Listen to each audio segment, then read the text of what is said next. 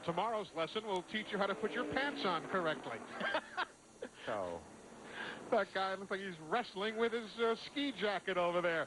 Field is about a lap and a half away from going back to green here at New Hampshire International Speedway. Tim Fedewa shows the way. A lot of guys making pit stops. That's Steve Park back in. Meanwhile, in the garage area, Larry McReynolds is caught up with Jeff Purvis. Eli, I'm here with Jeff Purvis, just come out of the infield care center. Just can't seem to get a break, but first and foremost, are you okay? Yeah, I'm fine. It's pretty hard hit, but I'm fine. You know, I just hate it for everybody at Porter Cable. It's a lot better race team than what we're showing right now. And you know, the last few weeks have been in the infield care center, and that's not much fun. What exactly do you think happened there? It looks like he just almost went straight into the wall. It must have blown a right front. I felt the steering wheel go limp about right as I started to turn in the corner, and I knew I had a problem. Just didn't know exactly what it was. It either did that or broke a spindle or something, but I'm going to believe it blew a right front. Don't know why. Well, guys, that's the story on Jeff Purvis, and they're just going to try to get it loaded up and way to go to Lowe's Motor Speedway in 2 weeks. All right, guys, thank you. As Tim Fedewa gets set to lead the field back to the green. This is, again, what they were talking about before. you're riding with Jason Leffler down in the corner. Sometimes you just go right through the middle and get lucky. There you see a good look at Hank Parker Jr., the Marines.com machine. He's picked up 11 spots already. Started 33rd, now running in 22nd. Who else has moved up? Ted Christopher started 30th. He's now in 21st.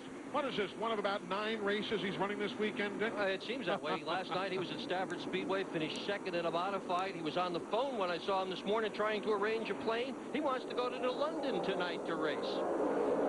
Well, it's all about for a guy like Ted Christopher. He's a good one, too. 33 laps of 200 in the books. Ron Hornaday in the 3 there gets caught on the high side, and you can see the car just going by him. Hornaday's been running an aggressive race all day. He's been trying whatever he can to pass cars, high side look. Oh, dear. Oh, don't do that. Don't do that. They got it sorted out. Hank Parker Jr. in the 53 dives in there. You know, he was up here with his father doing a fishing show for TNN this week. He said his father caught 35 of the 45 that were caught. He said mine were bigger, though. And you should have seen the ones that got away. Aren't you supposed to say that after every fish story? Absolutely.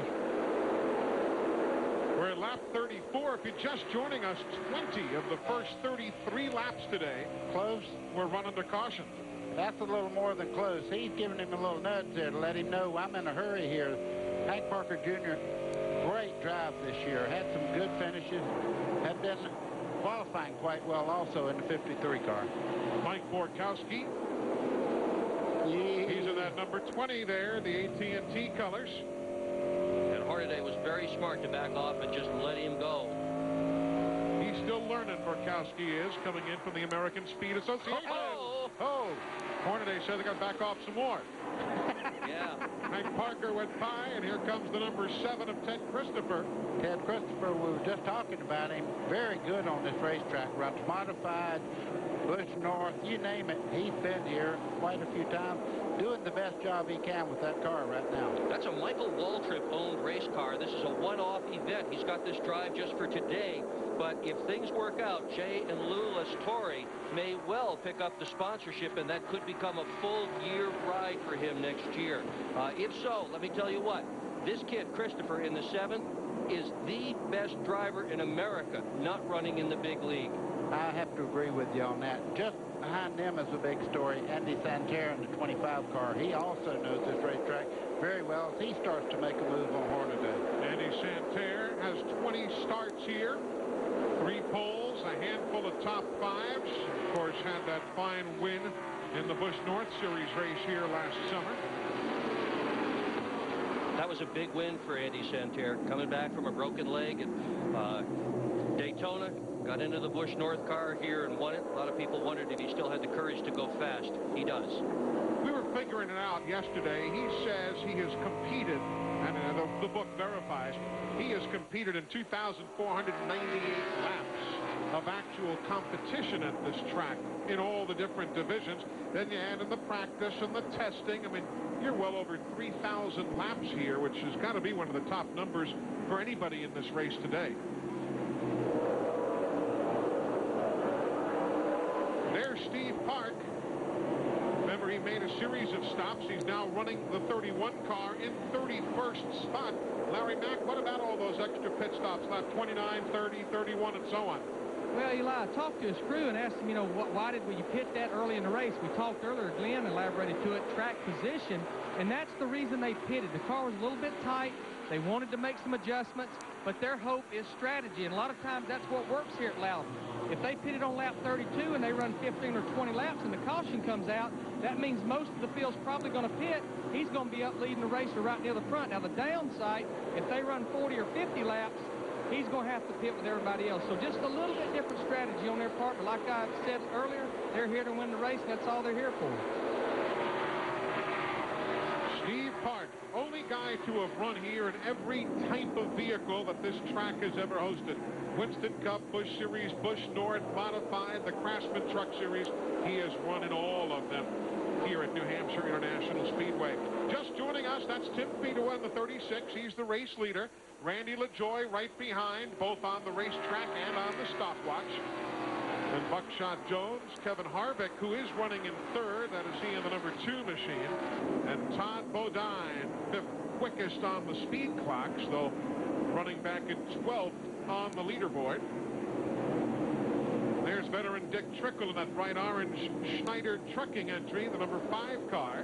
P.J. Jones in the 19 car just in front of him there. We were talking about the suspension and what it has to deal with on a flat racetrack like New Hampshire. There's the view from beneath Dick Trickle's car. Eli, you can see the spring right there, and also the shock movement. As they go in the corner, you can see the hard on the brakes for quite a good ways there. You run this track very similar to a big Martinsville, where you use a lot of brakes entering the corner, but as you start to make the turn, you don't want to be on the brake because it'll make the front end push out on the car.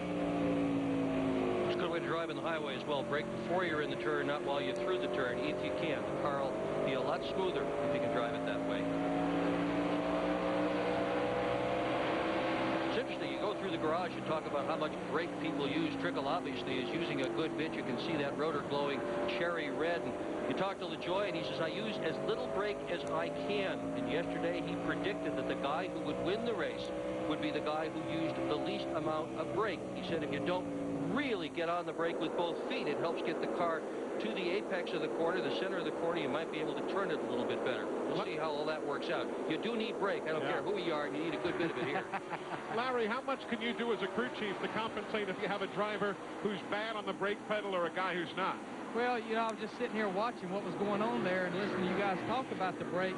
And, you know, I've certainly worked with some drivers that will definitely use too much brake. And the thing about Loudon, New Hampshire, is I think as a crew chief, we sometimes take brakes for granted. You know, Martinsville's supposed to be the big place that people talk about brakes, but you have a really low gear to slow you down when the driver backs off the throttle. Here at Loudon, you pull a really high gear and you carry so much speed.